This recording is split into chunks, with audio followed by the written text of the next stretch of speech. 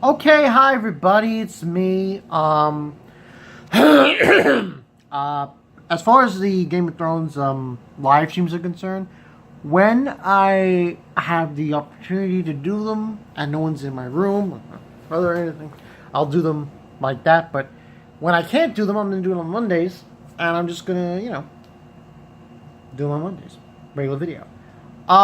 This episode was crazy. Unfortunately, there's only 4 more, which is disappointing.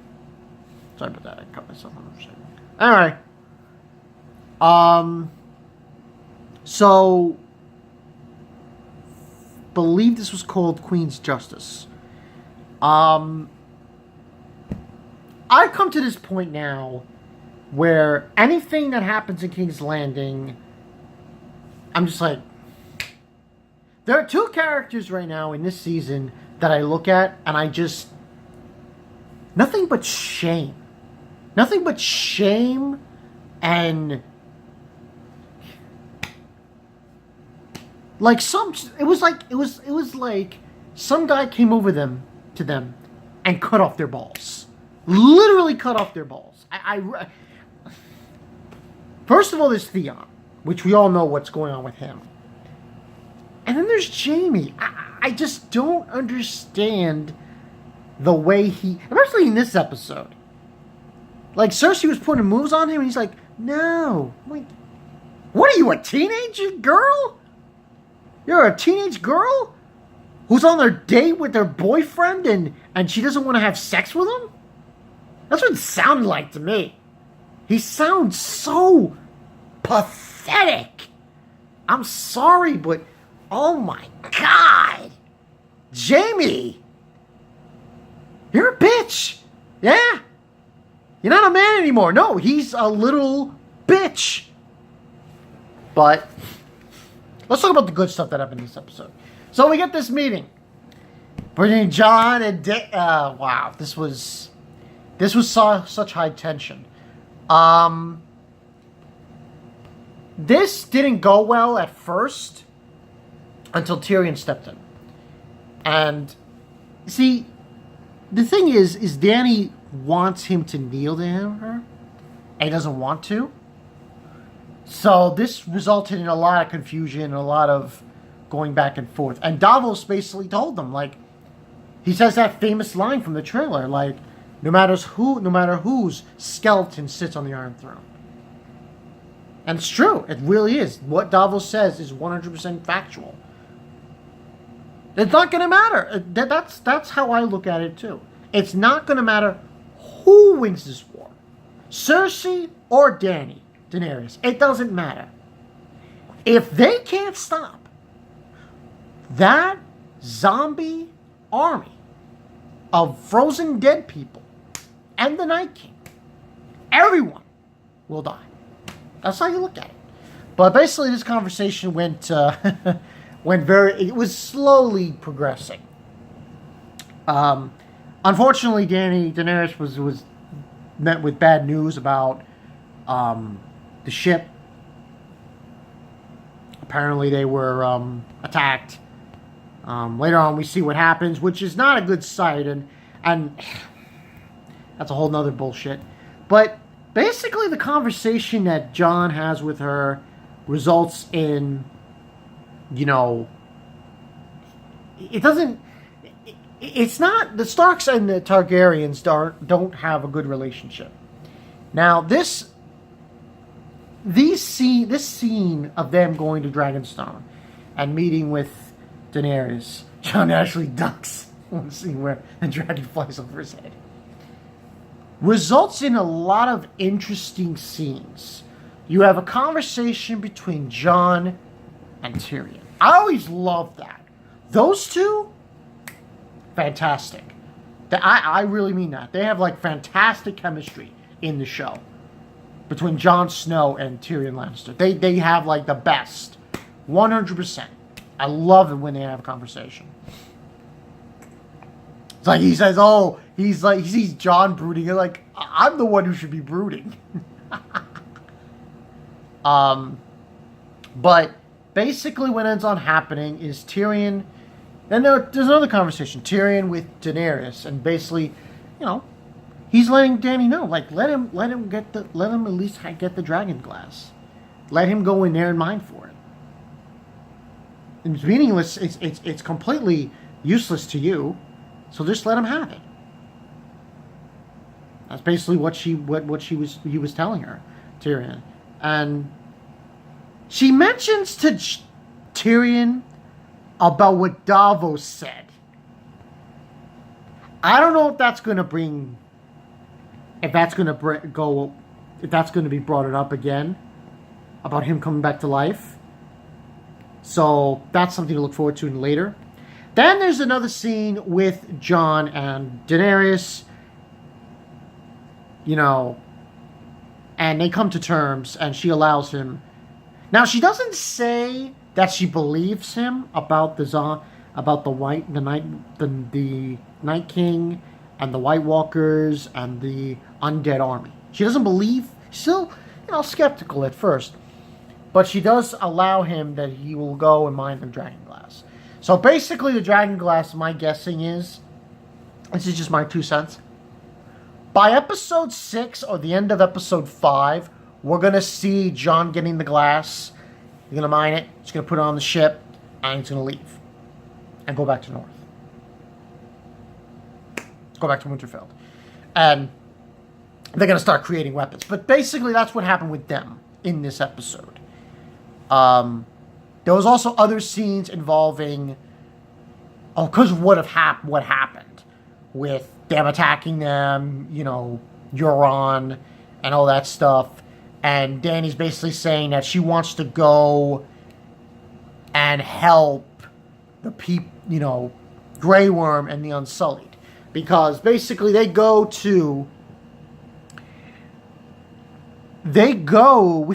finally get to see Castle Rock. It's basically a fortress, an impenetrable fortress, but Tyrion lets them know that it's not totally impenetrable, because his father told him to build like the sewers system, and he created a passage for all the women that would go into his bedchamber. And they used that passage to get in there and kill most of the Lannisters. But of course, this is a trap because Euron's there. Now, basically from that scene, yeah, they're going to stop. They're going to help him. I think Dany's going to go down there, Daenerys. She's going to go down there, as it was shown in the preview. And she's going to help Grey Worm. I don't know if she's going to bring all her dragons. I don't know how this is going to go down. She might just send them there and have them burn Euron's fleet. So, we'll see. But that's how that whole thing turned out. The other things that happened in this episode, let's talk about Sam. Sam gets found out, obviously, by the Archmaester that he helped. He basically cured... that's what he did. He cured Jorah of his grayscale skin. Of grayscale. By some miracle, and as disgusting as that scene was, he was able to help. He was able to cure him. And, you know, he doesn't... the Grand Maesters, say, okay, yeah, but, you know, just don't do that again. Because you will leave. We'll take you out. We'll kick you out of the Citadel. So, basically gets reprimanded, kind of. That happened. So, Jorah's fine. He's okay. He's going to go see Dany, I guess. Daenerys. Now, that happened. Trying to think what else happened. We didn't get to see Arya this. Oh, before we get into what happened at King's Landing, or what happened elsewhere, that it has something to do with the Lannister army.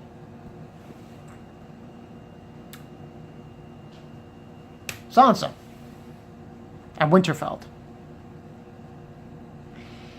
Somebody comes back home Bran! Yeah, Bran. Remember Bran? You know, he was on that vision quest, and he's a three-eyed raven now. Well, he shows back up.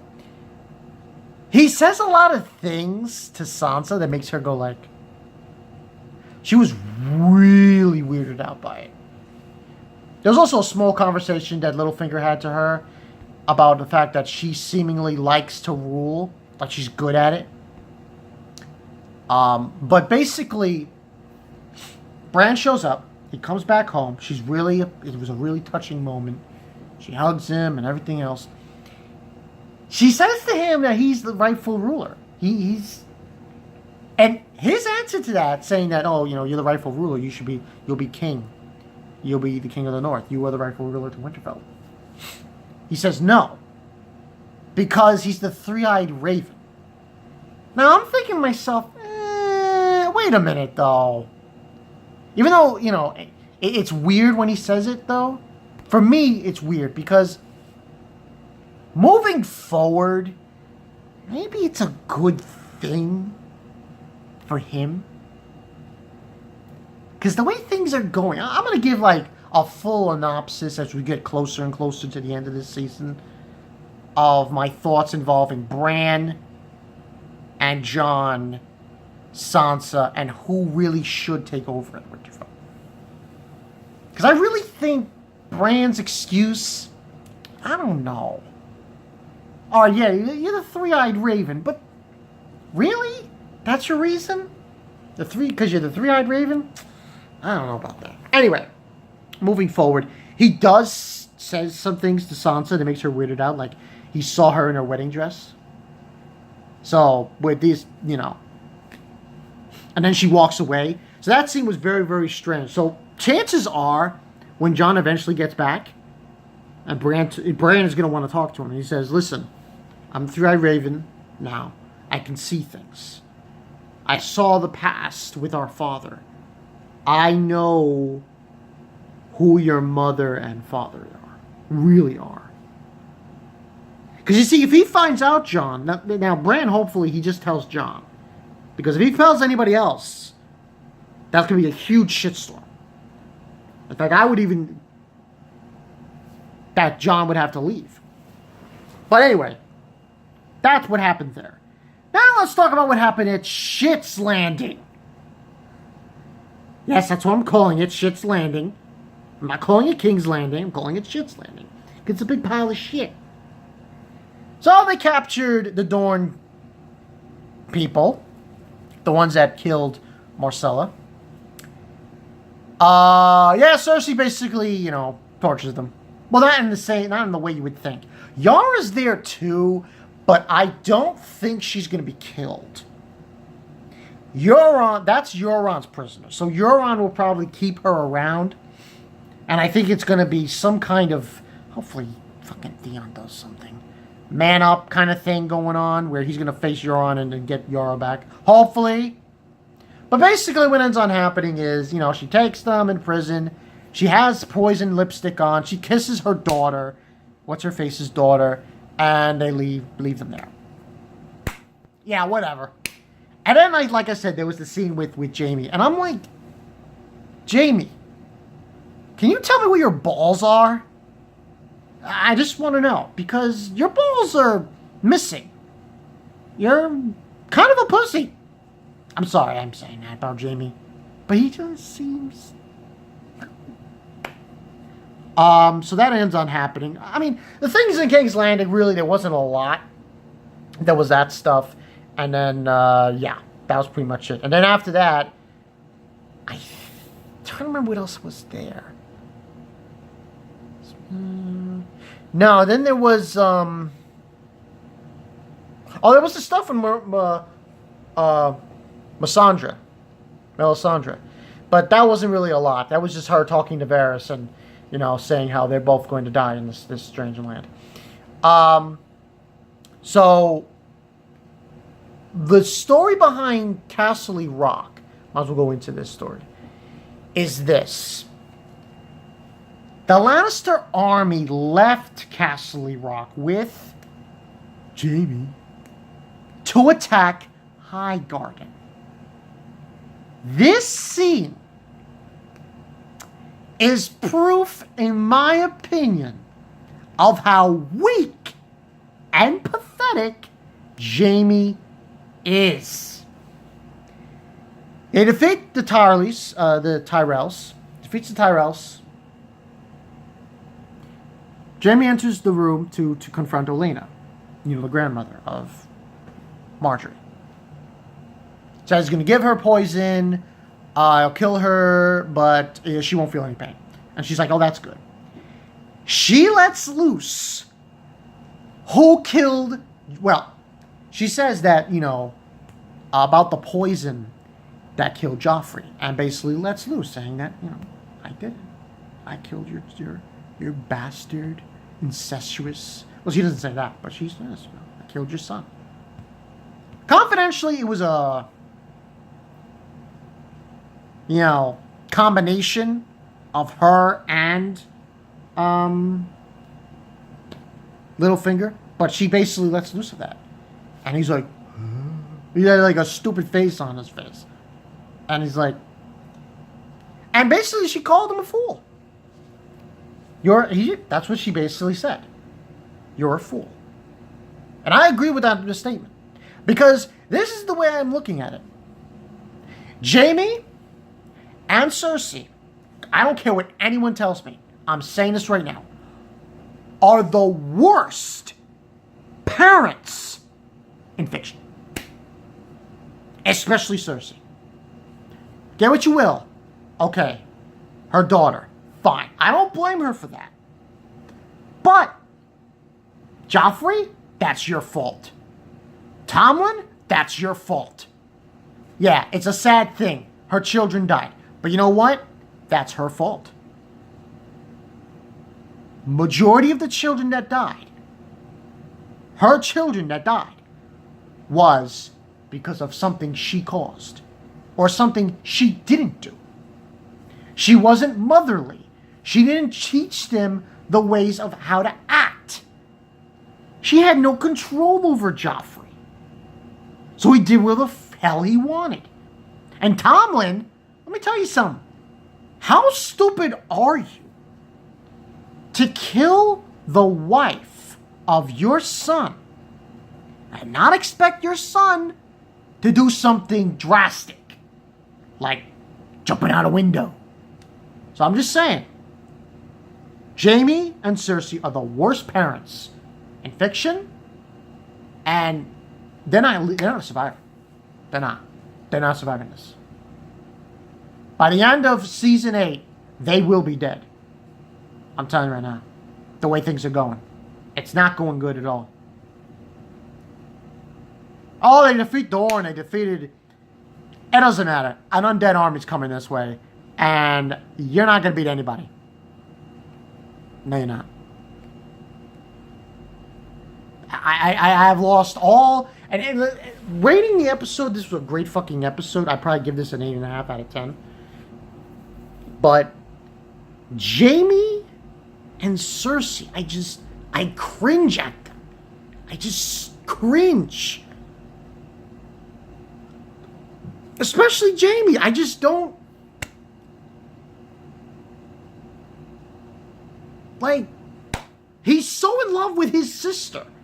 It is disgusting. Absolutely disgusting. And yet, he's not willing to take responsibility for her actions. As was stated in episode 1. Where he acts. So far in this season, what made Jaime really good in last season is gone. It's completely gone. His character is in this strange frame of mind where he literally is acting like a bitch. But that's just me. Take her will. By the way, 8.5 out of 10. This was a good episode. I liked the stuff with Jon and Tyrion and Daenerys. That was awesome. The reunion with Sansa and Bran was weird, but at the same time it was nice to see. So next week, I think we're just going to get the dragons coming in. I think that's what we're going to get. And we're going to also get some stuff with a North and Winterfell. I don't... We see Sansa? I don't know what that means. It might have something to do with Bran, but I really don't know. Tell me what you guys think in the comment section below. Bonkai922, Game of Thrones, Season 7, Episode 3, Queen's Justice. We've got 4. My computer, my new computer, when I will get it, is probably going to occur mid-September. Mid-September. I'm probably going to go to Best Buy or somewhere, or maybe just buy it online, and I'll start trying to get more regular videos down. I'll see you guys later. Peace.